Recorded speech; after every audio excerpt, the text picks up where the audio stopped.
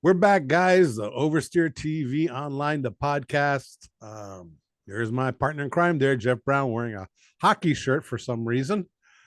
That's because they're the Stanley Cup champions. Their Yeah, well, season's getting ready to start. I think their preseason actually starts this weekend. we live in the strange times where the last two Stanley Cup champions were from Florida. Yeah. And for like the last 20 years, they've all been from the United States. Canada hasn't won a Stanley Cup in like 20 something years, or I'm guessing. Our European hockey players are better than their European hockey players. Yeah. Our Russians are better than their Russians. Exactly. Oh, anyway, racing. We got stuff to talk about, but the biggest thing right now that broke yesterday afternoon, I don't know if you heard this, the FBI raided Rahal Letterman Lanigan Racing. Oh my God, why? They went in there and they pretty much told the employees to gather up all their stuff and get out and leave us alone in there. Word is that there's a guy who worked for Andretti Autosports who left Andretti Autosports and went to Rahal Lanigan Letterman Lanigan. But he brought stuff that he shouldn't have with him. Proprietary information from Andretti. And this is all hearsay, secondhand knowledge. Nobody really knows because the FBI doesn't really tell you anything. That the FBI were at Andretti like a month ago looking for the stuff because Andretti was complaining to him. And they went through over Andretti stuff and they go, well, look at all this stuff seems to apparently be coming out of Rahal Letterman Lanigan Racing. So they were there all day. Nothing else we've heard of since. Rahal said that they're cooperating fully, like he has a choice.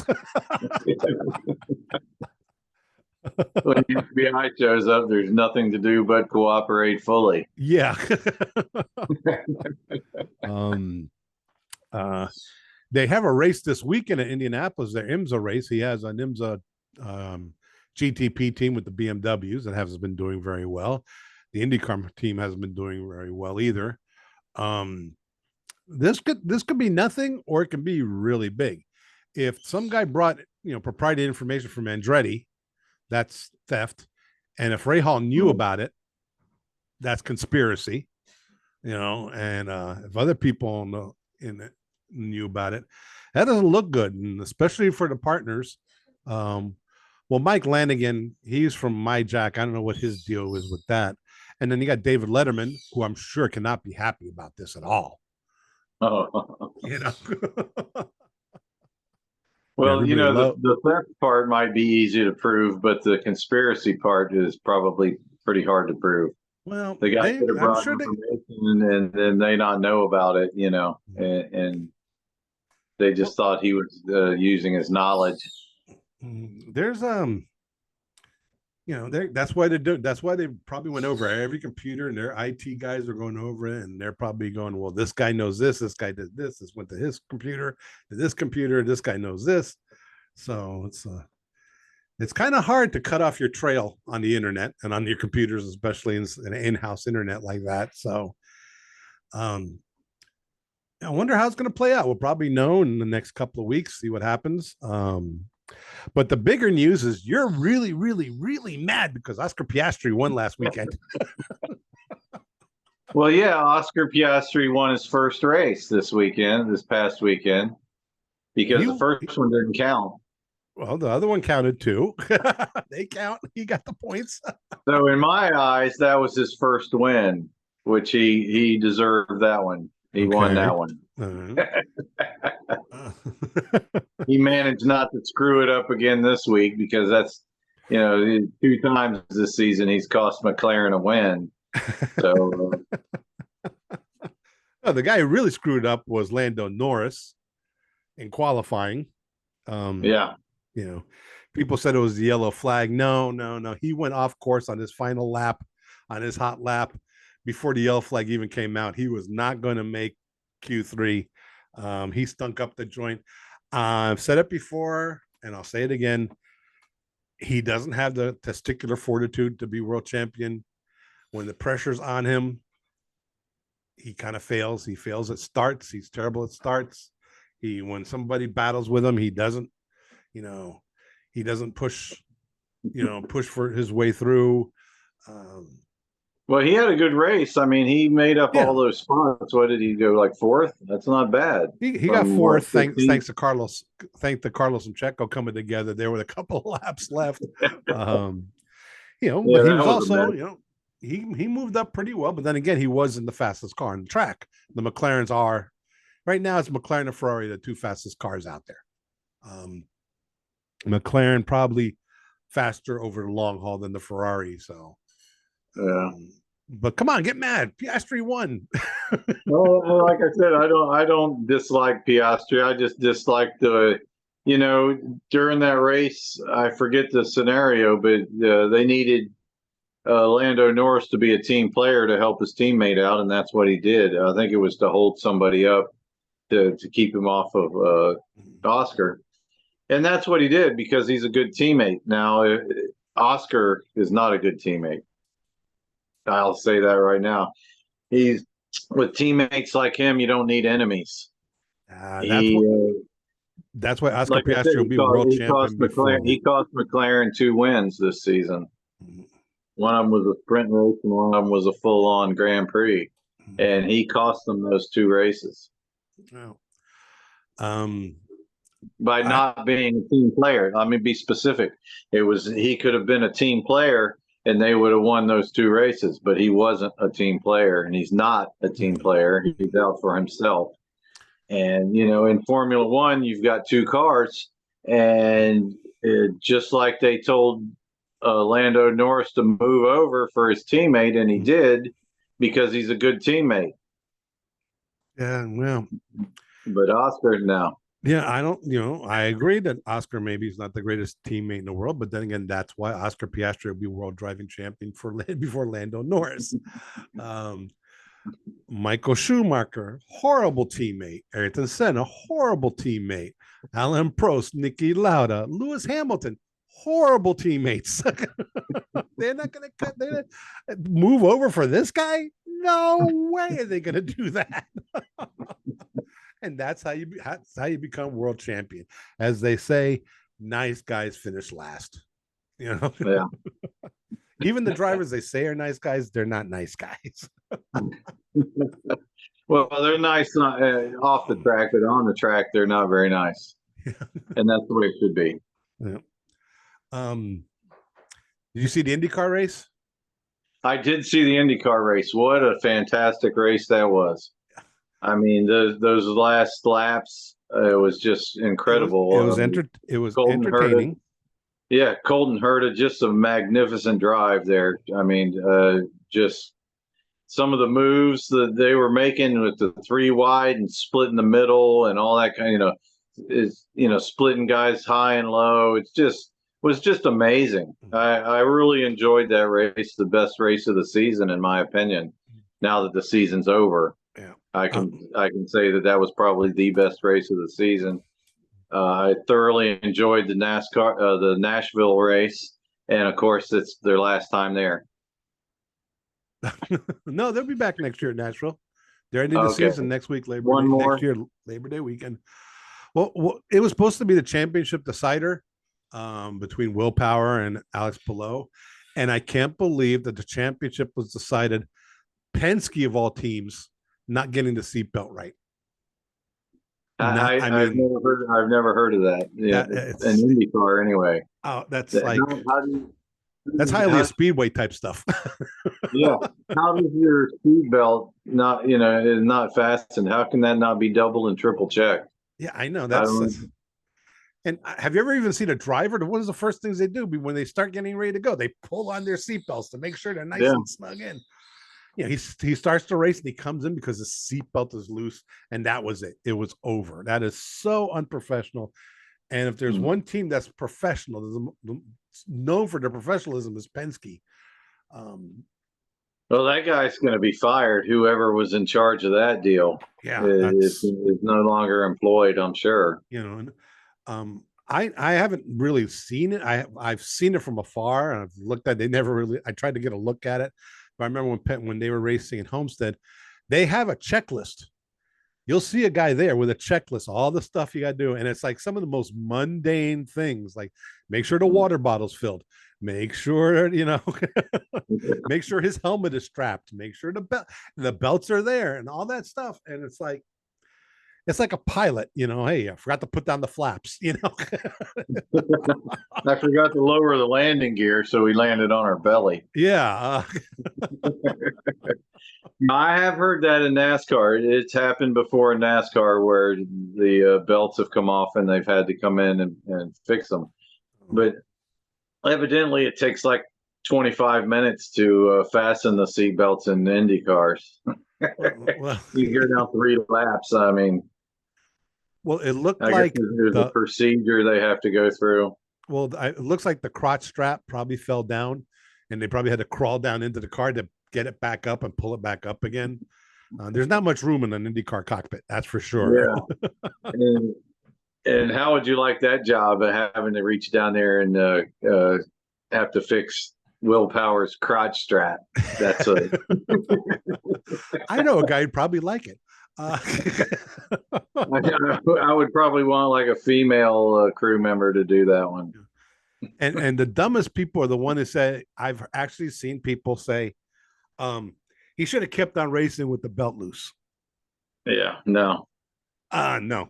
Well, it's not just the safety issue; it's the G forces involved. Yeah, those seat belts actually hold you in place as far as so you can drive the car. Yeah. It's not just the safety issue of an impact. It's you can't sit properly in the seat. It will like push you right out of the car in those. And because I've been in an IndyCar before and the G forces are incredible. Yeah. Even from the safety point of view, the amount of G's, even in a spin, if you're doing 180 miles an hour and you spin, that's 15, 20 G's. And if you don't have your belt on, guess what? You're just arcing across the sky. You're ejected. Yeah. Okay. You may fly right out of the car. Oh, you will fly out of the car. The G forces on an IndyCar is different than the G forces of a NASCAR. Right. Now, in NASCAR, the G forces are trying to push you out the passenger window. Okay. So you need that, and that's why they have the neck restraints and stuff like that, because if you didn't have that by the end of the race, your neck is gone. But in an IndyCar, those G forces actually push you down into the seat. Mm-hmm. You're actually, when you come out of an IndyCar, you're like 2 or 3 inches shorter just from the G forces that are pushing you down. And it's a weird feeling because you're there and it's just lowering you lower into the seat. Mm-hmm. But in a stock car, it's trying to push you out the side window. Mm-hmm. So there's a little different. There's a lot of difference in the G forces between the two cars. But I don't want to be in either car without my seatbelt fastened. No. I don't pull out of my driveway actually without my seatbelt fastened. That's how anal retentive I am about my seatbelts. I will not. The car will not move if I don't have my seatbelt on. So I got to feel sorry for Will Power. That's, it would have been tough for him to win the championship anyway, but to lose it like that, he must be pissed. Now, well, like I said, there's an unemployed Penske crew member right now, I'm sure. I agree with you. It was a good race over the weekend, but then what got me was, unfortunately, there was a lot of spin after the race by IndyCar and the Nashville. First of all, the TV numbers were terrible. The championship decider on network TV was on NBC. Only 483,000 people were watching it. That's pretty dismal. For comparison, Formula One had almost 900,000 on ESPN2 at 9 o'clock in the morning. Okay. And they're saying, oh, that's great. And I'm like, no, it's not. And then the Nashville Speedway put out a press release saying that there was 42,000 people who attended that race. The Speedway only holds 25,000. And there were empty seats. So I don't know who they're lying to. But to their credit, there was a lot of people there. That's the Yeah, most I've seen of an IndyCar race in a while. yeah. And they put on a great show. I mean, that was a very enjoyable race. Uh, Maybe not for the championship, but like I said, the Colton Herta, man, that guy was flying, Yeah. and I really enjoyed it. The first two Nashville races had way more than twice as many fans because they were street courses in downtown, going across the river and by the stadium. They had to move it to the speedway because the stadium is being remodeled. They're working on the stadium, and so they couldn't have. They need those roads clear and everything. So it's going to be the speedway, I think, for 2 more years. Then they're going to go back to the road course, which, yeah, I enjoyed the oval race. It looked good, but the numbers say go back to the street race. A lot more people on the TV they numbers. raced over a bridge or something there in Nashville. Don't they have a bridge that they drive over? Yeah, they drove during the road course. When they did a straight race, they drove over a bridge. It was pretty cool. Yeah. I liked it. It was a neat looking race. And ovals, I like some ovals. Other ovals, like Iowa, bores the crap out of me. Yeah. They don't race in Texas. Texas, I always thought was kind of boring too.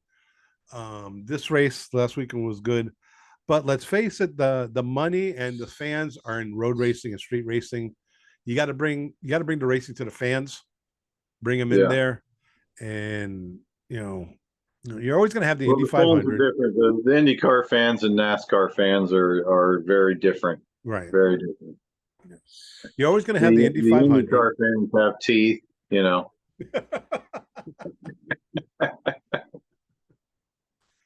Indy 500 is the Indy 500. It'll always be there. I compare it to the Kentucky Derby. Everybody cares about horse racing for the Kentucky Derby. After the Kentucky Derby, only the real diehard fans care about horse racing.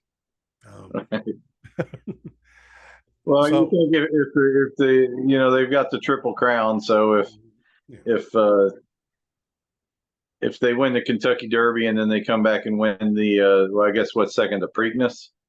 Yeah, the Preakness. Then they finish the Belmont. So if they come in and they win the Preakness, then people are going to start paying attention to the Belmont Stakes there. But if they don't win the Preakness, nobody cares about the Belmont. Yeah, nobody will watch that third one at all. It reminded me, I just thought of something. I remember, believe it or not, I don't think most people realize this. Back in the day, the NFL, after they had their championship game, this is even right before the Super Bowl, when the NFL had their championship game, you had the two best teams playing, the two top teams.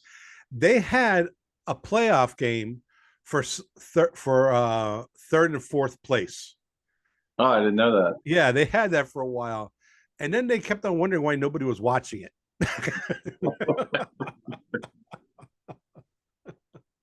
It's like the bronze medal game in the Olympics. Yeah, like who cares? Oh, and I'm one of those guys where even the silver medal, that's first loser. Gold's the only one that matters to me. The silver and the bronze are just really nice participation medals.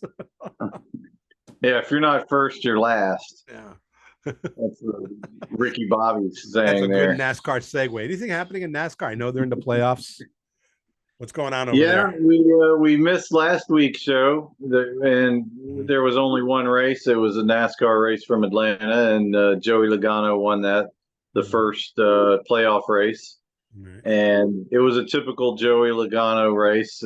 He just hung around all day. He really never mentioned his name much. And then all of a sudden at the end, there he was. Yeah. And that's smart race car driver right there. Yeah. He said he bided his time and made his move and won the race. So now he's officially into the second round. And that's probably why he didn't try so hard in the second race, which was Watkins Glen. And another great race. I mean, that race was a lot of fun to watch.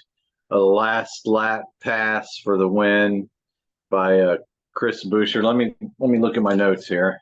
I've got extensive notes this week. Yeah, NASCAR, the Glen, Chris Buescher. Yeah. I think you need some reading glasses there. Either But that or those glasses aren't working their for race you. was a lot of fun. I really enjoyed NASCAR races on road courses because they absolutely suck at it. And so it's just carnage. It's just carnage, all the time. And but over the last few road course races, they've actually started to learn how to do it. Yeah, well, and they're putting on a better show because of it. But once again, Denny Hamlin, he just I don't know what it is. He comes in like almost I guess he wasn't the top seed, but he was like top 2 or 3 seed coming in, and just stinks up the place. I don't know what happens, but he's in a must-win situation right now. They're going to Bristol next week, the high banks of Bristol, the last great Coliseum. So that should be a good one. Bristol's usually a fun race. That's a lot of no car comes out of there unscathed. That's for sure. If you believe rubbing is racing, that's the race. The highest ranking of any track in NASCAR. So it's very self-cleaning. So if there's an accident or something, it all just slides down to the bottom, and then they go back to racing. Including the cars and the drivers. Yeah. They don't have to clear any debris because it just all slides down to the bottom. But I'm looking forward to that one. That's always a good one. I think it's a night race. I'm pretty sure. I think it is too. I'll be watching that. And then this weekend also in Formula One there in Singapore, one of my favorite races. I love that night race in Singapore. Yeah, I love Singapore. And always the lighting they have for that track is incredible. It's almost like daytime, And the way the cars glisten and the way they look, it's almost surreal. It's almost like CGI. It looks like a video game. That's what I always say, because when I used to play like the Formula One video games back in the day, and it's very similar to the look. I mean, when they go to that in-car shot, it's like, oh, I'm racing again. Without the G-forces. With no G-forces and probably a little bit of alcohol. And this is going to be if Lando has any shot at the championship, he's pretty much got to win this one. And this is McLaren type of track too, isn't it? This is where they excel. They should do well. It's probably going to be Ferrari be up there, and Mercedes will probably do well too. And if Red Bull can get their act together, but Verstappen's not an idiot. He knows the last race, he goes, okay, I don't have to win. I just got to keep from getting beat too bad and stay in the race and keep his nose clean, and he gets those points. Well, didn't McLaren took over the points lead, the constructors point lead by 1 point, right? Yeah. Thanks to Checo getting in trouble, Sergio Perez crashing with Carlos Sainz with a couple laps to go. Poor guy Checo's been having a terrible season, and he's finally gonna, get some really serious points there, a podium, and then they both did something stupid. Verstappen's happy because he's still got the points lead, but Mr. Ginger Spice can't be happy over there with Red Bull losing out on this constructors. You keep her name out of your mouth. Don't you dare disparage my Ginger Spice. Well, they're still married, right? I mean, he had a big scandal early in the season with some female team member or something that was going on. Yeah, apparently it looked like some woman just trying to see if she can make some money off the guy, and even the court said, "Go away." There's nothing there. You got nothing. Well, it's Formula One. It's like trying to arrest a billionaire. Well, they're not going to spend the night in jail. They'll wake the judge up and have him come and do an arraignment in the middle of the night. Exactly. As a quote from the immortal Mel Brooks, "It's good to be king." Yeah. To be a millionaire, and you can just shield yourself. Although I think P. Diddy is almost a billionaire, and Yeah. I think his Look at Harvey Weinstein. He's rotting in jail too, and that guy was a billionaire a yeah. couple of times over. And then when we're going to start talking about Epstein, uh, get the conspiracy theorists after us. Poor P. Diddy. Oh, at least I know there's a house on Star Island going to be for sale soon. Boy, if the walls in that place could talk, right? Oh, see, that's the problem, though. Apparently, they can talk. That's why Diddy's in jail. He had cameras everywhere, and he filmed everything. That dumbass. Anyway. And there's over 780 something dildos. I mean, that is insane. How do you need that many dildos? That trial's going to be fun if he doesn't cut a deal. Yeah, I hope that one's televised. As like that Johnny Depp trial seemed like child's play. Unfortunately, it's a federal case. He only sit on his bed. What? Oh, the Johnny Depp trial was fun, but no, this is federal, so it won't be televised, unfortunately. Oh, damn. Yeah, but the evidence will be there. We'll be able to look at all the video. Well, that'll be fun. Be going, is that Justin Bieber? We'll show the video, but it'll only be on Pornhub. Yeah. Checking the Pornhub, it'll be there. All right, we're losing control here. Yeah, we've gone off topic here. Okay, like us if you like us. Give us a thumbs down. If you don't like us, I don't care. Give us some comments. Follow us. Do something. All right. Talk about, I don't know, the stupid Trans Am hat I'm wearing. About my wig. There you go. Make fun of Jeff's guitars and say, hey, Gibson rules. Yeah. Vendor sucks. Yeah. I don't care. Say something. That's why I want to win that Nashville race so I can get me a Gibson Les Paul. There you go. I would do that. They give it to those guys that don't even know how to play it. I remember that year that Kyle Busch won it, and he smashed it.